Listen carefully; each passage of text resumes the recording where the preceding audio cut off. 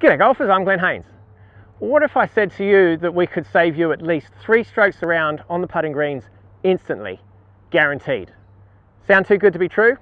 Well, it's not, and we're not talking about stroke mechanics or putting grip or even putting alignment. We're just talking about 3 simple processes, and these are mistakes that we see club golfers make every single day on the putting greens. They're easy to fix. Anyone can improve these 3 aspects of their putting and save at least 3 strokes around right now.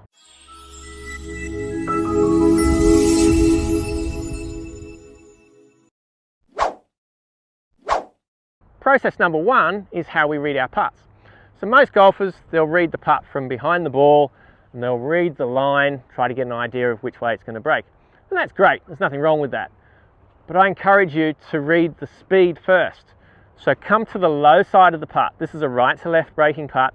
So I've walked to the low side, have a quick look from here, and that really does give you a 3D image of the putt. Gives you an idea whether it's uphill or downhill, how long the putt is, and it really does give you a sense of what sort of power is required to get the ball to go into the hole. And then you read your line. It's really important to read your speed first because number 1, it's the most important aspect of your putting. And number 2 is if you change what you believe is the speed of the putt, then you're changing the line as well, because the speed affects the line. So once you've done that and read the speed, then you can read the line, and that'll give you a much better sense of how much power is required to get that ball in the hole.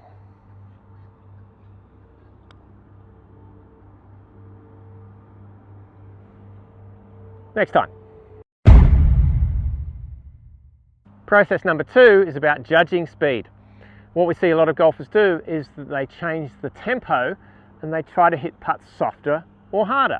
So for a fast downhill putt, they might decelerate a little bit, and then a long uphill putt like this, then they might try to hit it harder and over accelerate. So you can hit it way past doing that way, or invariably if the backswing's too short, then just not enough speed. What we want here is constant speed, not decelerating and not accelerating. And you do that by having the backswing and follow through the same length. So let's let the weight of the putter do the work for us so we can control the speed that way, and that's going to be much more consistent. So backswing and follow through the same length, like a grandfather clock, and that's going to help you to control your tempo much easier and can control your distance on the greens much easier and get much closer that way. Process number 3 is about commitment. And this is something that golfers all over the world seem to struggle with, especially on tricky greens. So what I mean by that is what happens in the follow through. So I see this sort of recoil position, or I see a very inconsistent finish. Maybe the putter finishes over here, or some players just tend to drop the putter. And these are all forms of anxiety and are really going to affect your performance on the greens. So how do we improve it? How do we improve that confidence? Well, it's simple. All we need to do is hold our finish position. So we've got about a 15-foot putt here. It really does help you to visualize how long the putting stroke needs to be, and I want you to hold it there for a good 2 or 3 seconds. That's a sign of commitment. It's really going to help you physically and mentally judge the distance of this putt, and it's really going to help you build confidence. Just holding that finish is going to go a long way towards improving your confidence on the greens and definitely improving your commitment.